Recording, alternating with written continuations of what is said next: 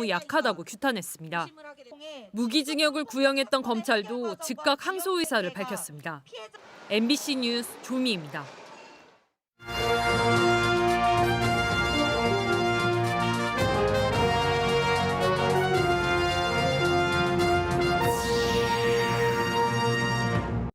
청주의 한 병원에서 코로나 집단 감염이 발생했습니다. 25명이 확진됐는데 3차 접종을 맞고도 감염됐습니다. 의붓딸과 딸 친구에게 성폭력을 가한 50대 계부에게 1심에서 징역 20년이 선고됐습니다. 유족과 여성단체는 처벌이 가볍다며 반발했습니다. 제천과 단양 지역에서 야생 멧돼지 폐사체가 계속 발견되고 있습니다. ASF의 감염이 확인된 것만 33마리로 늘었습니다.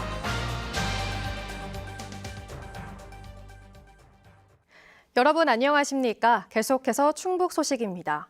오늘 충북의 코로나19 발생 현황부터 알아보겠습니다. 신규 발생 확진 환자는 52명입니다. 지역별로는 청주 34명, 충주 8명, 제천 3명, 음성 3명, 괴산 2명, 증평 1명, 보은 1명입니다. 충북 누적 환자는 9,615명, 누적 사망은 96명입니다.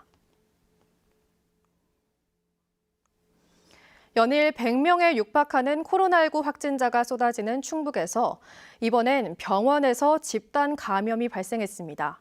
모두 돌파 감염 사례였는데 일부는 3차 접종까지 맞고도 감염된 걸로 조사됐습니다. 정재영 기자입니다. 200병상 규모의 한 병원에서 병동 의료진이 감염된 건 지난 3일입니다.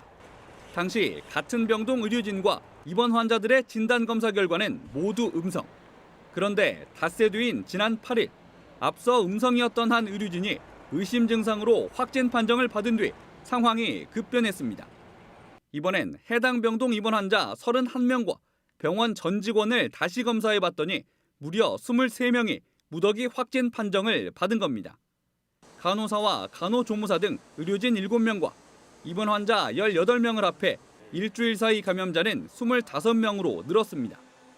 전원 백신 2차 접종을 마친 돌파 감염 사례였고 심지어 이 가운데 3명은 3차 접종을 했는데도 확진됐습니다. 감염된 환자 대부분이 60대에서 80대 사이 고령층인 것도 우려스러운 부분입니다. 또 다른 특이점은 확진자가 모두 간호간병 통합병동 한 층에서만 나왔다는 것. 9층짜리 건물 안에 입원 환자와 직원이 388명이나 있는데 이 병동에서만 전체 인원의 43%가 집단 감염된 겁니다. 보건당국은 오는 20일까지 열흘간 해당 병동을 동일 집단 격리하는 한편 나머지 병동의 입원 환자 100여 명에 대한 검체를 채취해 검사를 의뢰했습니다. 마스크를 쓰고 있었는지 아니면 식사할 적에 마스크 때문에 그런 건지 아니면 평상시에 방역 수칙을 잘 안 지켰는지 여부를 지금 조사하고 있는 상태에 있습니다. 병원 집단 감염을 포함해 오늘 오후 4시까지 집계된 코로나19 신규 확진자 수만 7개 시군에 52명. 또다시 하루 100명 안팎의 확산세가 우려되는 가운데 충청북도는 모든 행정력을 집중해 확산세 차단에 총력 대응하겠다고 선언했습니다. 특히 연말연시에 예정된 공공부문 행사 개최를 자제해달라고 각 시군 등에 또 한 번 강조했는데 스스로는 지키지 않고 있는 데다 여전히 호소 수준이어서 효과가 있을진 의문입니다. MBC 뉴스 정재영입니다. 지난 5월 청주에서 여중생 2명이 아파트에서 투신해 사망한 사건이 있었죠. 계부가 자신의 의붓딸을 성적으로 학대하고 딸 친구를 성폭행해서 죽음으로 내몬 거였는데요. 이 50대 계부에게 1심에서 징역 20년이 선고됐습니다. 유족과 여성단체는 처벌이 너무 약하다고 규탄했고 검찰도 즉각 항소했습니다. 조미애 기자입니다. 지난 5월 극단적 선택으로 함께 세상을 떠난 15살 중학생 미소와 아름이. 미소는 올 초 친구 아름이네 놀러 갔다 아름이 의붓아버지에게 성폭행을 당했습니다. 아름이도 의붓아버지에게 상습적으로 성적 학대를 당했습니다. 미소는 친구의 계부를 성폭행으로 고소했지만 구속영장이 거듭 반려되자 나쁜 사람은 꼭 벌을 받아야 한다는 유서를 남기고 아름이와 함께 생을 마감했습니다. 발길이 자연스럽게 그쪽으로 가게 되더라고요. 과연 이 두 아이가 이 언덕 올라가면서 어떤 심정을 갖고 올라갔을까 그런 걸 생각하니까 마음이 너무 아팠고요. 청주지방법원은 의붓 딸과 딸 친구에게 성폭력을 저지른 죄로 구속 기소된 50대 계부에게 징역 20년을 선고했습니다. 딸 친구인 미소를 성폭행하고 의붓 딸인 아름이에게 유사 성행위를 하고 강제추행한 죄가 인정됐습니다. 재판부는 발기부전으로 범행이 불가하다던 50대 계부의 주장을 받아들이지 않았습니다. 양육 보호해야 할 대상에게 이 같은 범행을 저지른 죄가 극히 불량하고 반성도 없다며 양형 이유를 밝혔습니다. 하지만 재범 위험성은 낮다며 전자발찌 부착 청구를 기각하고 5년 보호관찰 명령만 내렸습니다. 미소의 유족은 재판 결과에 참담함을 드러냈습니다. 두 아이가 주번인데도 재범 가능성이 없고 전자팔찌 그거 안 해준 거에서 좀 용납이 안 되고요. 미소 억울함 끌기 위해서 따를 거고요.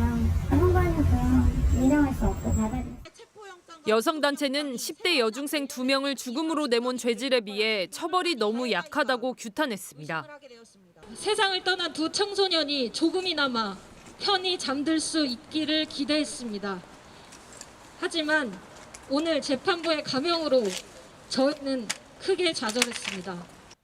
무기징역을 구형했던 검찰도 즉각 항소 의사를 밝혔습니다. MBC 뉴스 조미입니다. 올해 30년을 맞는 지방자치는 과연 그만큼 성장했을까요? 지방자치의 위기는 지역방송의 위기와도 맥을 같이 합니다. 전쟁을 방불케 하는 이 미디어 각축장에서 지역방송은 어떻게 지역민들에게 소명을 다할 수 있을까? 부산에서 열린 토론회를 현지호 기자가 보도합니다. 한여름 폭염과 태풍, 집중호우, 산불, 전국 각지에서 발생한 재난재해, 그 최일선에는 지역방송이 있습니다. 지방 권력을 감시하고 지역민들의 목소리를 대변하며 공론회장 역할을 수행하고 있습니다. 지역사회 행정이 어떻게 움직여 나가는지, 정치는 어떻게 이루어지는지, 이 사람들의 삶을 풍족하게 만드는 여건들을 어떻게 갖춰갈 것인지 하는 공적인 정보들을 유통하는 공간은 하지만 지역방송은 지금 위기입니다. 올해 30년을 맞는 한국 지방자치제의 부침과 궤를 같이 합니다. 1인 미디어로 대표되는 미디어 환경의 변화, 수익구조 악화에 따른 내부 악재까지 첩첩산중입니다. 이 같은 지역방송의 위기는 지역 의제의 상실로, 심지어는 지역 소멸을 가속화할 수 있다는 게 전문가들의 지적입니다. 지역방송이 대단히 중요한 부분은 지역 내의 지역 주민들이 자신의 삶의 문제를 서로 공론화시키고, 우리나라는 사실 이 중앙집권주의가 방송 영역에도 그대로 나타나 있습니다. 법과 제도부터 손봐야 한다는 지적이 나옵니다.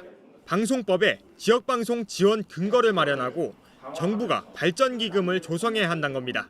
지역방송발전위원회가 역할을 하고 있는데, 지금 법적으로 보장된 책무라든지 기능 위상 이런 부분이 현저히 약화되어 있습니다. 이 부분을 방송법 산하의 독립적 위원회로. 지방자치제 시행 30년이 됐지만 수도권 쏠림 현상은 오히려 더 심해진 상황에서 공론장으로서의 지역 방송의 역할은 더 중요해졌습니다. MBC 뉴스 현주호입니다. 코로나19에 감염돼 재택 치료를 받는 환자들이 빠르게 대면 치료를 할 수 있는 전담 의료기관이 제천과 진천 지역에 운영됩니다. 충청북도는 제천 서울병원과 진천 중앙제일병원 두 곳을 단기 외래진료센터로 지정했다고 밝혔습니다. 재택치료 환자들은 기존 관리 의료기관에서 비대면 진료를 받다 대면 진료가 필요할 때 보건소를 통해 이들 의료기관에 예약할 수 있습니다. 충청북도는 청주권과 남부권에도 단기 외래진료센터 지정을 확대할 예정이라고 밝혔습니다. 이시종 지사가 한 행사장에서 조선시대 무예를 천시한 대가로 임진왜란과 병자호란을 당했다고 발언한 것과 관련해 지역 정치권이 일제히 비난 성명을 냈습니다.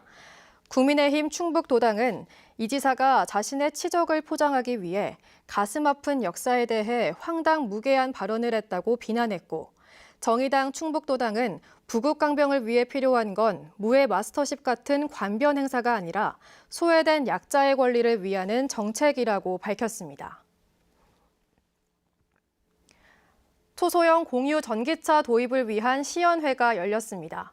국토교통부 스마트시티 예비사업 공모에 따라 충북혁신도시 에너지산학융합원에서 열린 시연회는 초소형 1인승 전기차를 개인형 이동장치처럼 공유하는 서비스를 도입하기 위해 마련됐습니다. 음성과 진천구는 연말까지 각각 5대씩 공유 전기차를 보급해 대중교통 이용에 불편을 겪는 주민들이 쓸 수 있도록 시범 운행할 예정입니다. 운전면허를 취득한 주민만 이용할 수 있고 전용 앱을 설치한 뒤 이용한 후 반납 시에는 정해진 장소에 갖다 놔야 합니다. 제천과 단양에서 아프리카 돼지열병 ASF에 걸린 야생 멧돼지가 추가 발견됐습니다.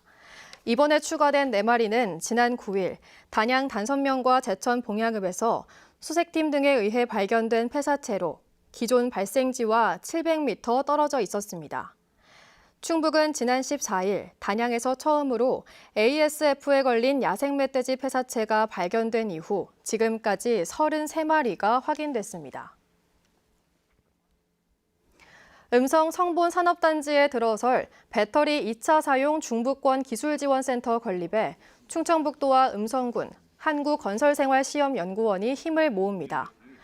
국비 등 171억여 원이 투입돼 오는 2024년 운영에 들어갈 배터리 2차 사용 중부권 기술지원센터는 전기차 보급으로 급격히 늘어난 사용 후 배터리를 해체해 보관하고 안정성을 평가하는 역할을 하게 됩니다.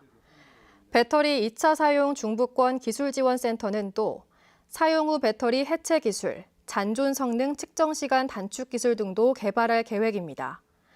충청북도는 청주 오창에 들어설 2차 전지 소재 부품 시험평가센터와 연계해 배터리 소재 부품 개발부터 제조, 사용 후 배터리 활용까지 배터리 산업 생태계를 조성하게 될 것으로 기대한다고 밝혔습니다. 충주 세계무술공원에 있는 어린이 테마파크 라바랜드가 임시 휴업합니다. 충주시는 그물 놀이터를 포함한 실내 어린이 놀이기구 7개를 새로 설치하고 편의시설 개선 등 시설 정비를 위해 이번 겨울 라바랜드를 휴업하고 내년 3월 재개장한다고 밝혔습니다.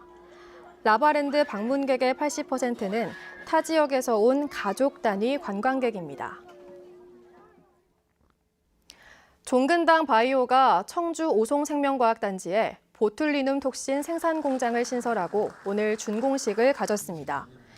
지난 2019년 착공해 2년 6개월 만에 완공된 종근당 바이오 오송 공장은 2만 1,500여 제곱미터에 더해 13,000제곱미터 규모의 생산시설을 갖추고 보툴리눔 톡신을 생산할 예정입니다.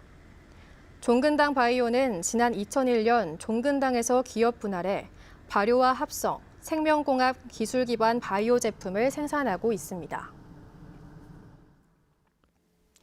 제천에 충북 도내 3번째 먹거리 통합지원센터가 건립됩니다. 충청북도는 2022년도 먹거리 통합지원센터 건립지원 사업에 제천시가 최종 선정됐다고 밝혔습니다. 제천 먹거리 통합지원센터는 도비와 시비 각각 10억 원씩 20억 원이 투입돼 오는 2023년 완공될 예정입니다. 충청북도는 오는 2020년 괴산을 시작으로 오는 2025년까지 사업을 희망하는 시군에 먹거리 통합지원센터 건립을 지원해 지역 로컬푸드와 공공급식을 활성화할 계획입니다. 뉴스 마칩니다. 시청해주신 여러분 고맙습니다.